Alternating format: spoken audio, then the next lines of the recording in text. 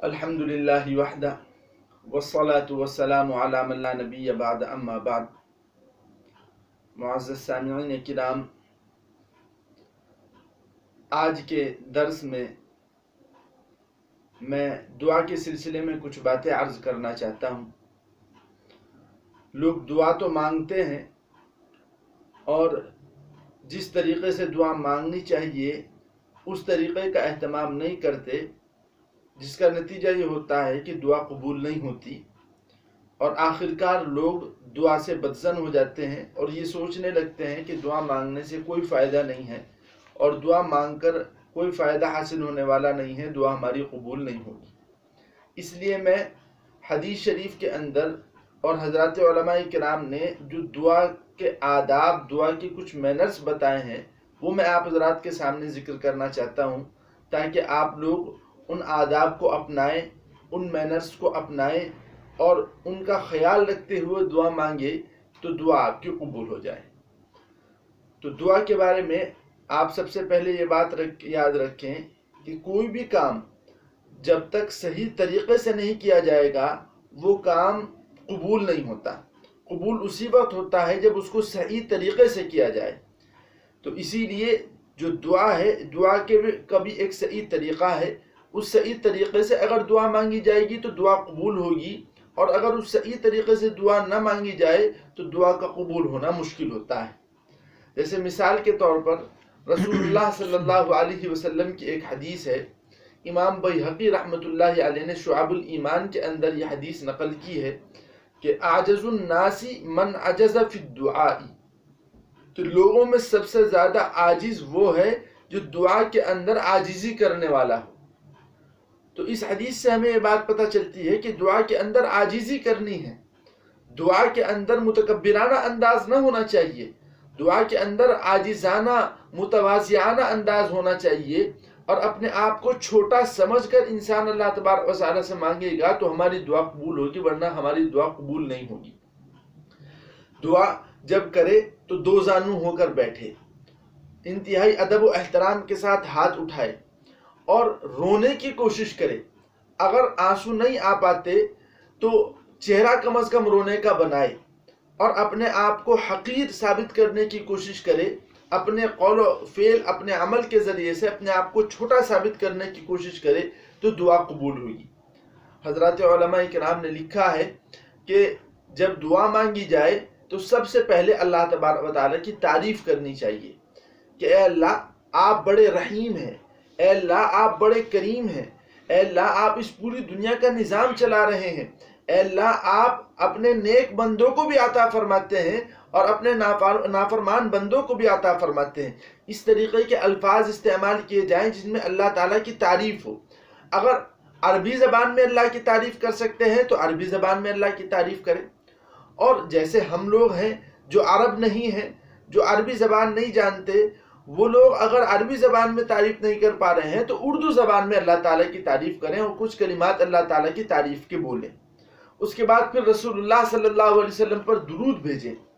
اور اس کے بعد پھر اپنی عاجزی کا اظہار کریں کہ اے اللہ میں ایک چھوٹا سا بندہ ہوں، میں حقیر بندہ ہوں، اے اللہ میں آپ کا نافرمان بندہ ہوں، اے اللہ میرے پاس کوئی طاقت نہیں ہے، میرے پاس کوئی قوت نہیں ہے، جو کچھ ہے وہ آپ کا دیا ہوا ہے۔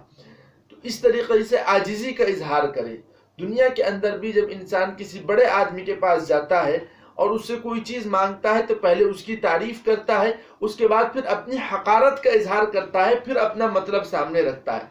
تو ظاہر ہے جب اللہ تعالیٰ سے ہم کوئی چیز مانگے تو ہمیں اس چیز کا خیال رکھنا ضروری ہے کہ پہلے ہم اللہ تعالیٰ کی تعریف کریں، اس کے بعد پھر رسول اللہ صلی اللہ علیہ وسلم پر درود بھیجیں اور اس کے بعد اپنے حقارت کا اظہار کریں اور اس کے بعد پھر اپنا مطلب زبان پر لائیں اور اللہ تبارک و تعالیٰ سے دعا مانگیں۔ دعا مانگنے میں اس بات کا خاص طور پر خیال رکھیں کہ مکمل اعتماد کے ساتھ اور یقین کے ساتھ اللہ تبارک و تعالیٰ سے دعا مانگے۔ اگر دل میں تو یہ بات ہے کہ دعا قبول نہیں ہوگی اور زبان سے دعا مانگ رہے ہیں تو ایسی دعا اللہ تعالیٰ قبول نہیں فرماتے۔ اللہ تعالیٰ ایسی دعا قبول فرماتے ہیں جس کے اندر یقین ہو، بھروسہ ہو، اعتماد ہو۔ اس لیے مکمل اعتماد کے ساتھ اللہ تبارک و تعالیٰ سے دعا مانگے۔ جو حالات چل رہے ہیں اس کے اندر دعا کی شدید ضرورت ہے، اور تقریباً 10 دن بعد جو ہے وہ رمضان المبارک بھی شروع ہونے والا ہے، اس میں اللہ تعالیٰ دعائیں قبول کرتا ہے، لہذا اس مہینے کے اندر خاص طور پر دعا مانگے اور ان آداب کا اور ان مینرز کا خیال رکھیں۔ ایک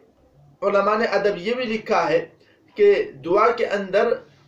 وسیلہ بھی لے، حضرات انبیاء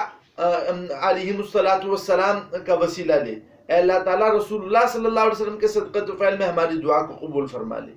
تو جتنے انبیاء علیہ السلام ہیں، تمام انبیاء علیہ السلام کو وسیلہ بنا لے،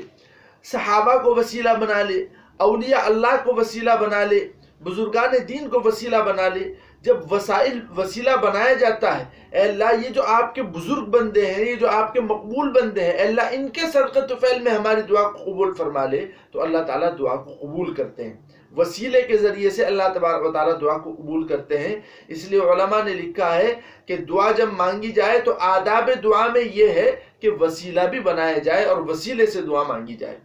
دعا ختم کرنے کے موقع پر اس بات کا خیال رکھیں کہ اللہ تعالیٰ کی تھوڑی سی تعریف و ختم کے موقع پر بھی اور رسول اللہ صلی اللہ علیہ وسلم پر بھی درود بھیجی جائے۔ اس لیے میرے بھائیو، دعا کے کچھ مینرز ہیں، ان کا خیال رکھیں، ان مینرز کا اور ان آداب کا خیال رکھتے ہوئے دعا مانگیں، انشاءاللہ دعائیں قبول ہوئیں۔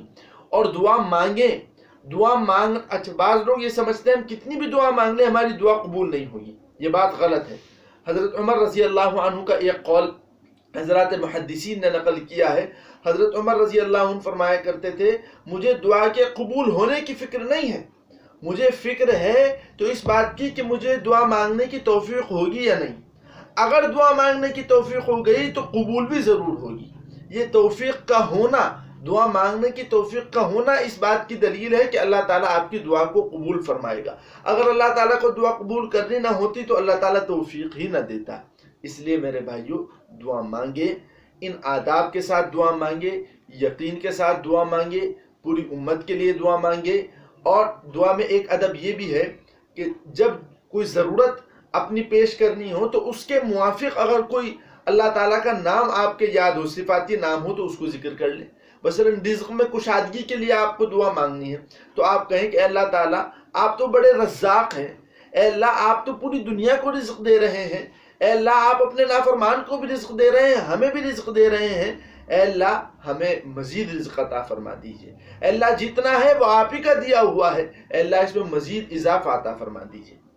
آپ صحت کے بارے میں دعا مانگنا چاہتے ہیں تو پہلے اللہ تبارک و تعالیٰ کے شافی ہونے کا ذکر کریں کہ اللہ آپ تو شفا دینے والے ہیں سب کو، اے اللہ آپ تو سارے مریضوں کو شفا آپ دیتے ہیں، کسی ڈاکٹر کے ہاتھ میں شفا نہیں ہے، اصل آپ شفا دینے والے ہیں۔ اے اللہ تعالیٰ فلاں آدمی کو صحت و شفا تندرستی دے دے، ہمارے والدین کو صحت و شفا تندرستی دے دے، یا مجھے صحت و شفا تندرستی دے دے۔ تو جو آپ کو ضرورت ہے، جو ضرورت آپ مانگنا چاہتے ہیں اللہ تعالیٰ سے، اس کے مطابق اللہ تبارک و تعالیٰ کا جو صفاتی نام ہے اس کو ذکر کر کے اگر آپ دعا مانگیں گے تو یہ دعا آپ کی قبول ہوگی۔